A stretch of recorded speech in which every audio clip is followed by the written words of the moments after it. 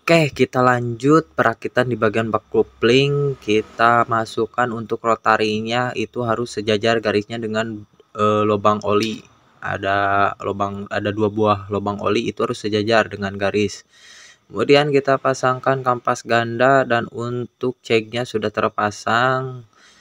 Kita masukkan untuk mangkok gandanya. Mangkok gandanya itu gerus bagian luarnya. Kemudian pelumasan dulu pakai oli. Kemudian bos kita pasangkan, kemudian ring ada yang tebal ada yang tipis. Untuk yang tebal simpan di bagian bagian mangkok ganda, untuk yang tipis bagian hose coupling. Kemudian murnya kita pasangkan, kita kencangkan menggunakan impact tahan stang sehernya supaya tidak membaduk ke bagian crankcase mesin.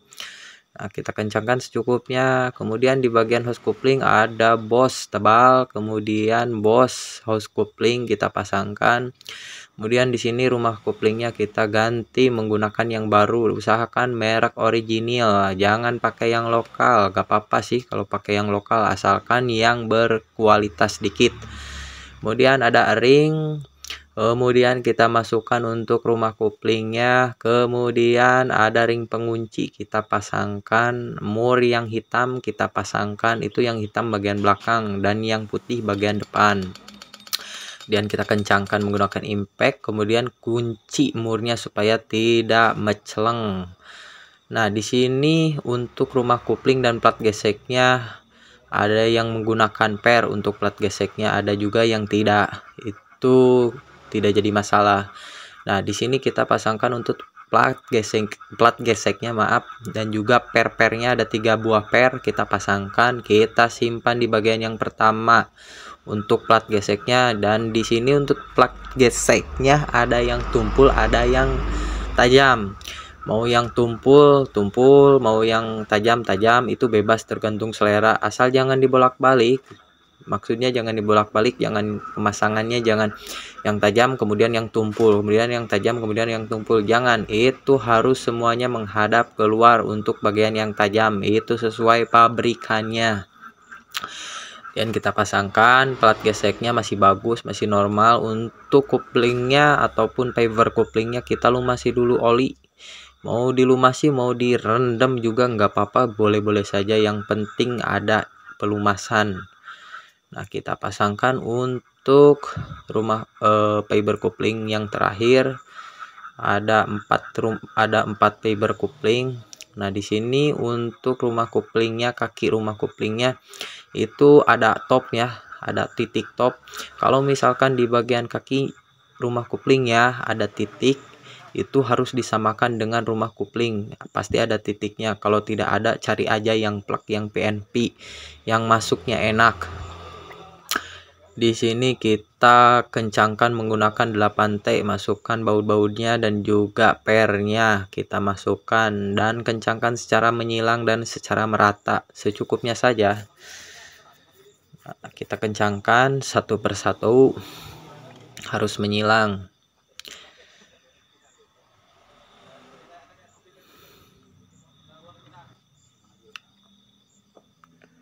Nah, kemudian kita pasangkan untuk packingnya.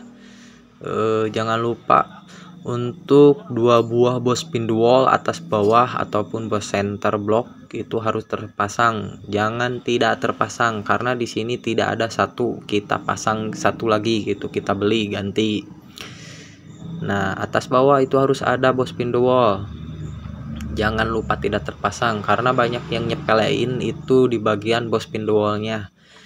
Kemudian kita ganti packingnya dan kemudian kita tutup kembali untuk bak couplingnya. Harus ngeplak, harus masuk, awas untuk di bagian seal seal selahnya jangan sampai hancur. Lumasi dulu pakai oli. Kemudian kita kencangkan menggunakan kunci 8T, kita kencangkan satu persatu dan secara merata dan juga secara menyilang secara bersamaan.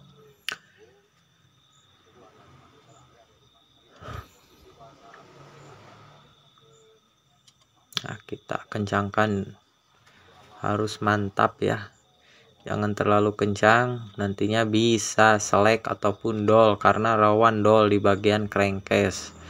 cukupnya saja untuk mengencangkannya, jangan terlalu berlebihan karena itu tidak baik.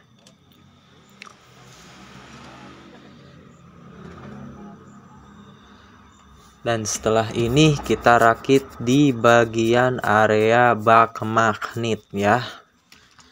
Di sini kita melakukan pergantian di bagian lidah tensioner A dan B-nya karena sudah mengalami retak ataupun retak-retak lah pokoknya, takutnya patah. Kita ganti saja menggunakan yang baru dan menggunakan yang original. Usahakan pakai yang original karena untuk menjaga kualitas ketahanan supaya awet, supaya kepakainya bertahun-tahun.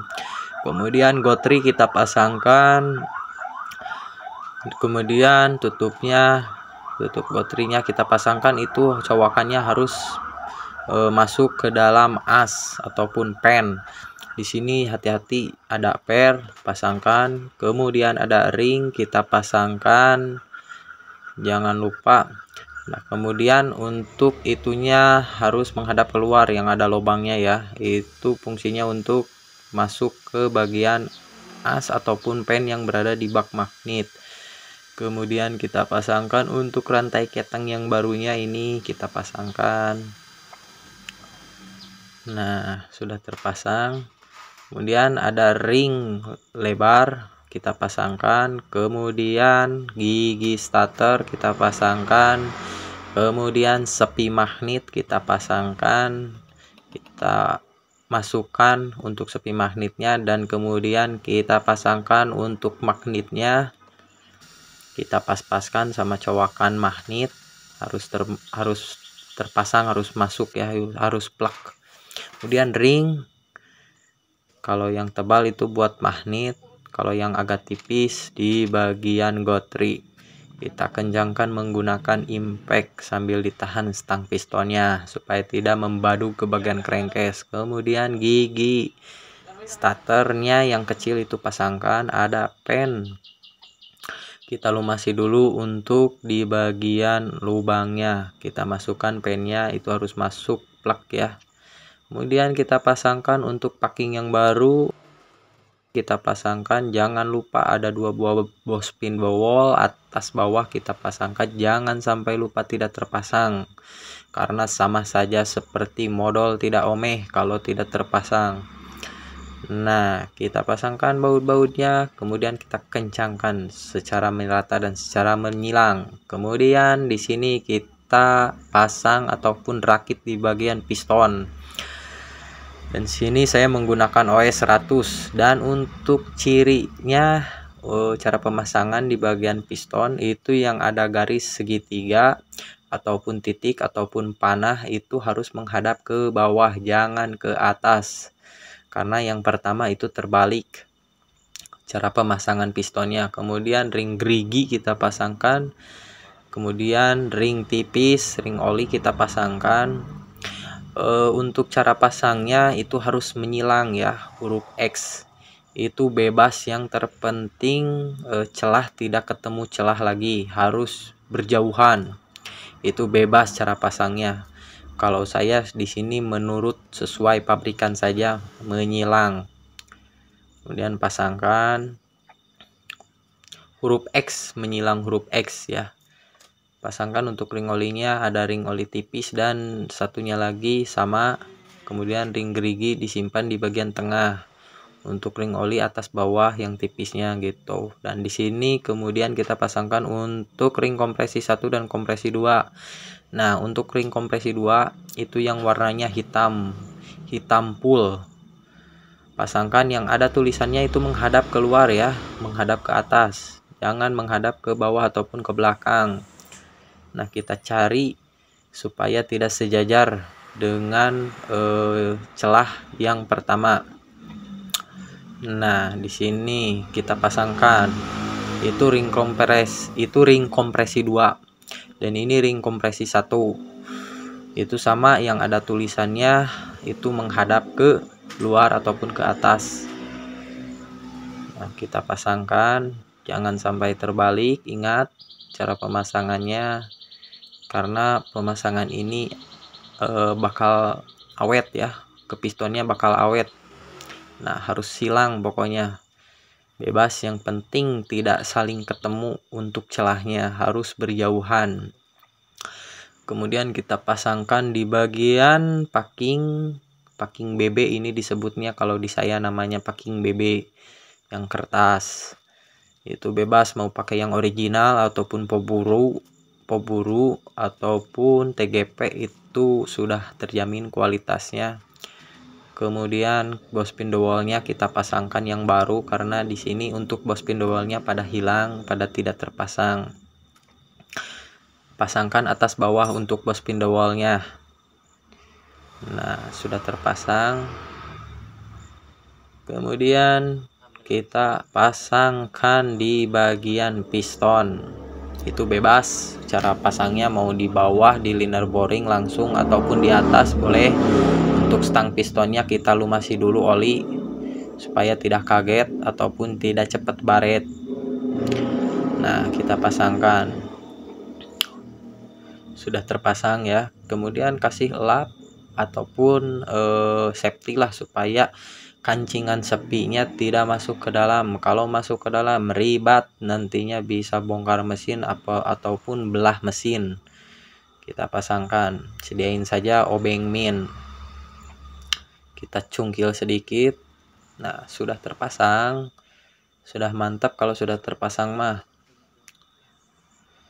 Kemudian liner boringnya atau liner boring itu harus kita pasangkan ya, jangan sampai tidak terpasang karena motor kebakaran hidup. Jangan lupa lumasi dulu oli di bagian pistonnya supaya ringnya pada lancar. Nah, sambil cara pasangnya itu yang punggungnya tekan dulu, kemudian yang belakang, bukan punggung, yang celahnya kita tekan, kemudian punggungnya tekan supaya cepat masuk. Kemudian rantai ketangnya kita pasangkan, keluarkan. Nah, sudah terpasang, pas-pasin saja, tinggal pas-paskan, kita putar, itu harus lancar pokoknya, jangan sampai seret ataupun tidak ikut berputar di bagian pistonnya. Kita cari titik TMA nya atau bisa disebut titik mati atas. Kemudian lap-lap sisa-sisa oli. Nah, harus menghadap ke bawah untuk segitiganya, jangan melihat dari dari patokan cowakan klep. Yang benar itu harus dilihat dari patokan tanda garis, ada panah, ada titik, ada segitiga, itu harus menghadap ke bawah ke bagian exhaust. Kemudian kita pasangkan untuk headnya. Di sini sudah saya melakukan pergantian di bagian klep in, kemudian sudah saya sekir untuk klepnya, sudah disekir, pokoknya sudah mantap, sudah beres, tinggal kita pasangkan.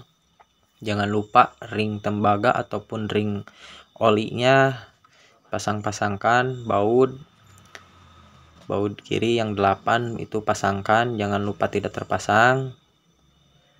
Tapi jangan terlalu kekencangan dulu ya, kita kencangkan dulu untuk di bagian keempat buah baut tersebut yang bagian depan.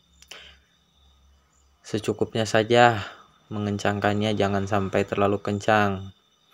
Nanti untuk noken asnya cepat rusak, nantinya seret. Kemudian kita pasangkan untuk gear timingnya, kita topkan. Apabila dirasa kurang top tinggal geser-geser saja, tapi harus posisi piston TMA, titik mati atas. Kalau misalkan ragu, rojok aja di bagian lubang busi, itu harus berada di atas pistonnya. Kemudian kencangkan untuk bagian tonjokan ketengnya, kita kencangkan. Nah, sudah kita pasangkan untuk karetnya supaya tidak bunyi ces di bagian tonjokan keteng.